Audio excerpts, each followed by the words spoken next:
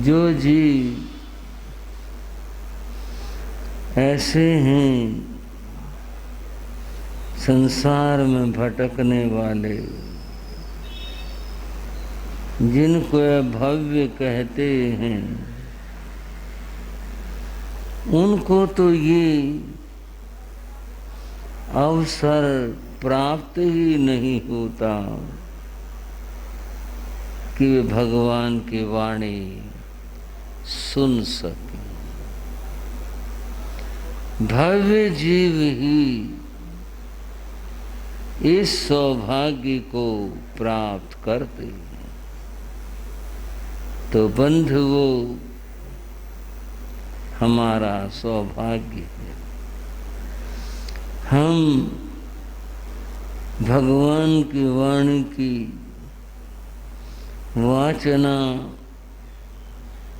और श्रवण कर रहे हैं। खुशी की बात है। श्री उत्तराध्ययन सूत्र जो भगवान की अंतिम देशना है, उसकी वाचना चल रही है। भगवान की वाणी के प्रति कितनी आस्था है, यह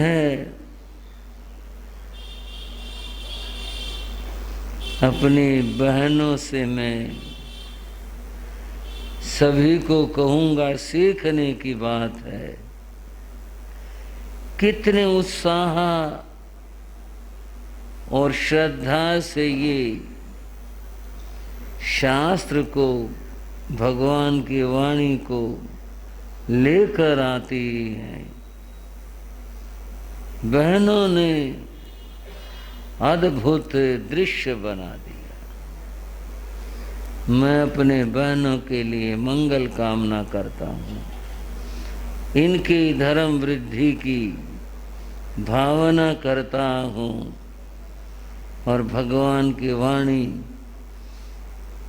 इनका कल्याण करेगी, ऐसा मैं सोचता हूँ। बंधुओं,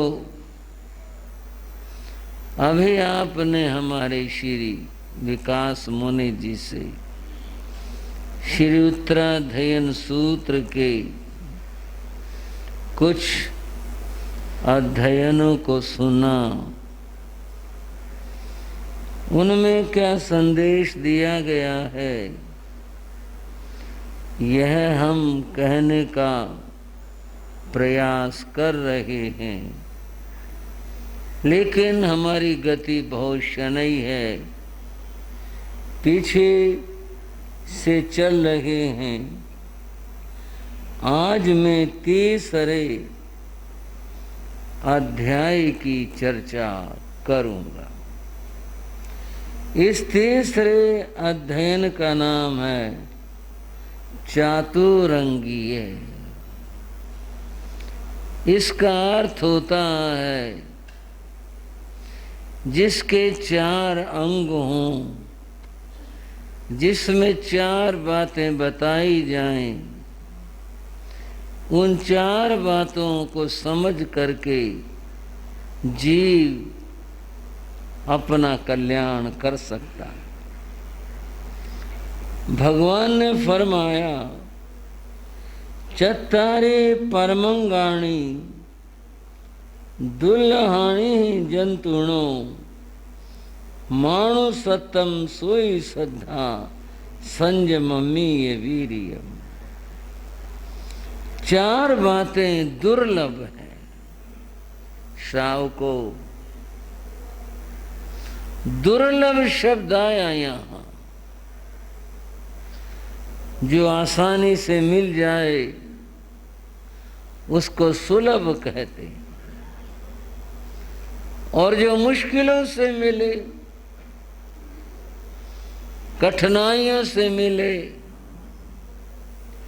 बहुत ढूंढने के बाद मिले, उसको दुर्लभ कहते हैं।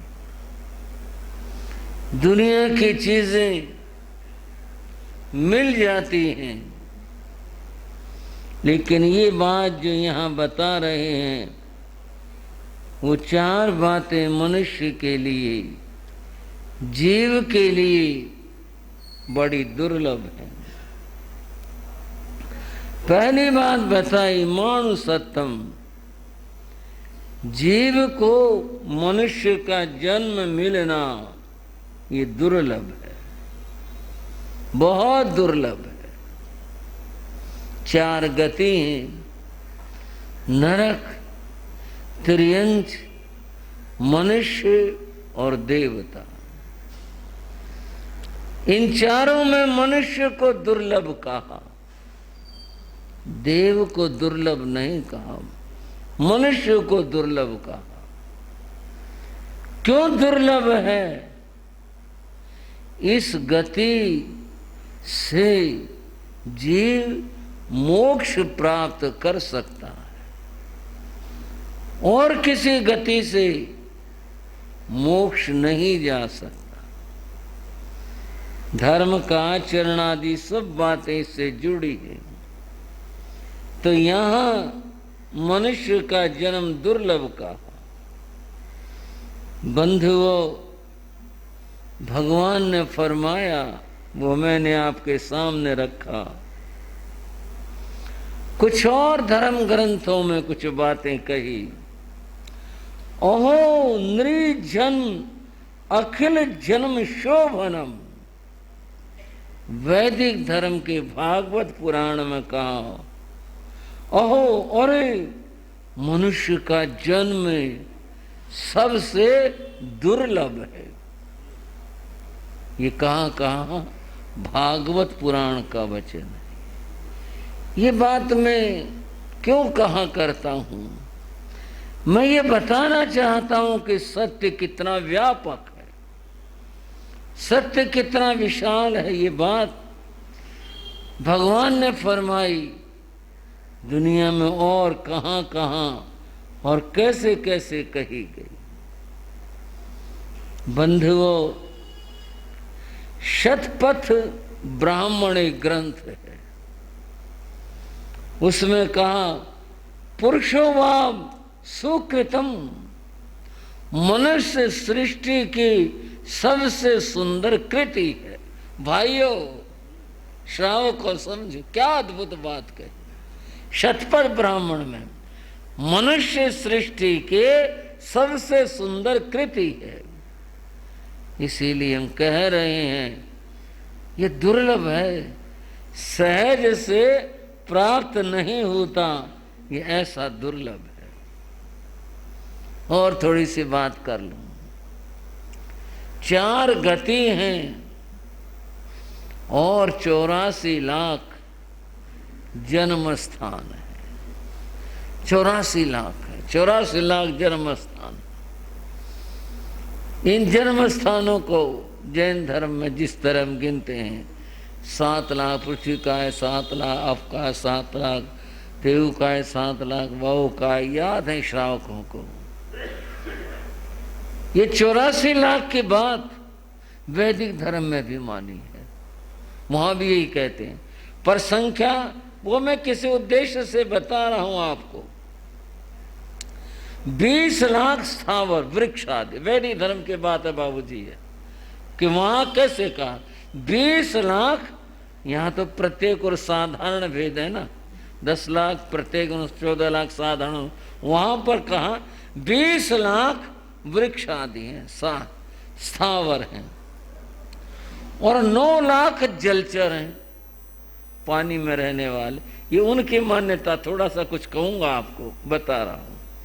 9 लाख कच्छप, कच्छप से मतलब जो पृथ्वी पर भी रह लें और पानी में भी रह लें, ऐसे जीव हैं। 10 लाख पक्षी हैं, 20 लाख चौपाई हैं, 4 लाख वानर आदि हैं, उसके बाद एक मनुष्य है।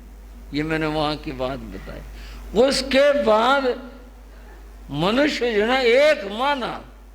इतने सारी गिनती के बाद में जाकर एक मनुष्य है। बंधुओं, मनुष्य का जन्म दुर्लभ है। ये बहुत मुश्किल से प्राप्त हुआ करता है। आगे बात करते हैं, मनुष्य बन गए। अब इतनी दुर्लभ जिसकी मैंने बात कही कि मनुष्य दुर्लभ है, कितना दुर्लभ है। अभी मैंने वैदिक धर्म की बात बताई और हम अपनी बात हर रोज प्रतिक्रम में दोहराते हैं, वहां भी मनुष्य दुर्लभ है। पर एक बात भगवान से, शास्त्र से क्षमा मांगते सहज बात कह रहा हूं, कहीं पर एक वैकेंसी निकली हो, कहीं पर, और एप्लीकेशन कितनी आएंगी वहां,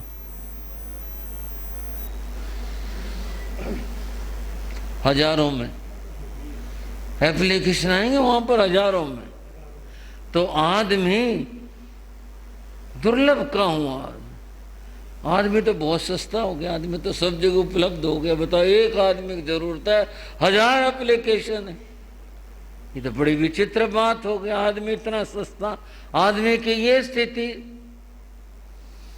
पर यहां एक बात है, मनुष्य का जन्म पाना ये सचमुच में दुर्लभ बात है। पर इससे आगे की बात तो अभी हमने करी ही नहीं, अभी तो यही की बात करें। क्यों है? क्योंकि मनुष्य केवल अगर देह से भी कहें, सारे प्राणियों में सबसे श्रेष्ठ है। विज्ञान के अनुसार सबसे बुद्धिमान प्राणी मनुष्य है और सबसे सक्रिय, काम करने में सबसे ज्यादा मनुष्य योग्य है। अतएव इस दृष्टि से मनुष्य जो है सबसे श्रेष्ठ है। पर यहां जो हम बात बताएंगे श्रेष्ठता की, वो यह है, मनुष्य तो हो गए, लेकिन मनुष्य बनने के बाद में पाप करते रहे, हिंसाएं करते रहे, ये सब करते रहे। उन्होंने मनुष्य जन्म को पा करके इस जन्म को खराब कर दिया, बर्बाद कर दिया। एक और बात समझो, एक आदमी बाजार में गया और बाजार से वह एक पर्स खरीद लाया, बटुआ, यही साधारण बटुआ खरीद लाया, ले आया 150 रुपए का, जितना भी था आया, सस्ता भी महंगा भी, जैसा 150 का आया। तो आप कहोगे बटुआ क्या काम पड़ गया? काम पड़ गया, बता रहा हूं बात, क्या काम पड़ गया। उस बटुए की कीमत कितनी है? 150 रुपए, कम ज्यादा यही तो है ना। और उसमें आदमी ने, कल्पना करते हैं, 10,000 के नोट भर दिए और बात को कहने के लिए, समझाने के लिए कह रहा हूं, वो गिर पड़ा। आदमी का भाई बहुत नुकसान हो, क्या बात हो गई? 10,000 का नुकसान हो गया, मेरा बटुआ गिर गया। अरे बटुआ तो 50 रुपए का था। आदमी कहा बहुत नुकसान हो गया भाई, मेरा क्या बात हो गई भाई, मेरा बटुआ गिर गया। अरे बटुआ गिर गया, बटुआ तो 50 का था, उसमें डाला क्या था, रखा क्या था। बात इसकी है, मनुष्य हो करके किया क्या? समझ गए मेरी बात? मनुष्य होकर किया क्या, ये उसमें डालने की बात है। अच्छा किया तो समझ लो उसके अंदर व्यक्ति ने जैसे नोट करके उसकी कीमत को बढ़ा दिया, ऐसे ही मनुष्य हो करके अगर उसको ये मौका मिल जाए धर्म श्रवण करने का, तो ये बात बढ़ गई। भगवान की वाणी, धर्म सुनने का अगर मौका मिल जाए, या उस आदमी ने अपने जीवन को उस दिशा में मोड़ लिया, उसने समझ लिया धर्म जीवन के लिए जरूरी है, ये बहुत दुर्लभ है। हजारों आदमियों में किसी के की बुद्धि में ये बात आ पाती है, चलो भाई सत्संग सुन लें, चलो भाई संत आए हैं प्रवचन सुन लें, चलो स्वाध्याय कर लें। आती ही नहीं मन में, ये बात नहीं आती। अगर आती है तो समझ लो उस बटुए के में नोट डाल दिए और उसकी कीमत बढ़ गई।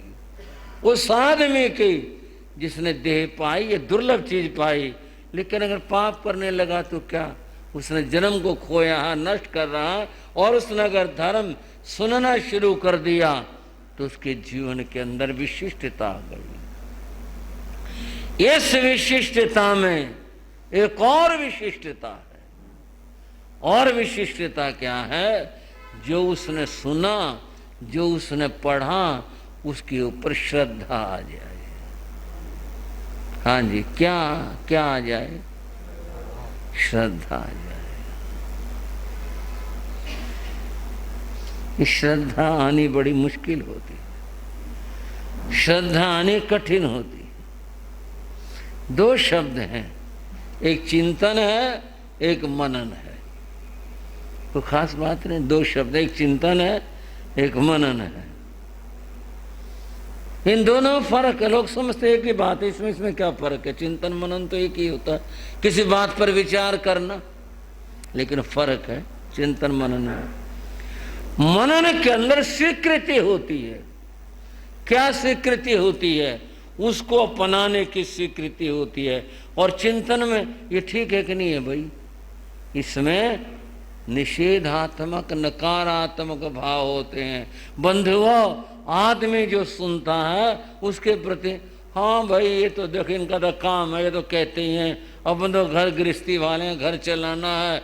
आदमी ये सोचता है, और ये बात कि मैं इसमें से कौन सी बात अपना लूं। अगर ये विचार आ गया, उसने तो अपना उद्धार कर लिया। अगर उसके मन में उसको अपनाने के, उसके जीवन के अंदर ये भाव आ जाता, श्रद्धा पैदा हुई, और श्रद्धा के बाद संयमम्य ये वीर्यम, उसको अपनाने के लिए वह पुरुषार्थ करना शुरू कर देता। बंधु, इन चार बातों को फिर यहाँ पर कैसे कैसे बताया गया। ये संसार के अंदर अनेक जातियां, अनेक गोत्र हैं। जैन धर्म ने माना, जो लोक में मान्यता है उनकी बात कर रहे हैं। उनके अंदर ये जीव भ्रमण करता रहता है, कभी देवलोक में जाता, कभी नरक में है, तो कभी तिरंच गति में। आहा कम्में गच्छै, एक एक शब्द शास्त्र का ध्यान कर लें, जैसा जिसका कर्म होता उसकी वैसी गति होती है।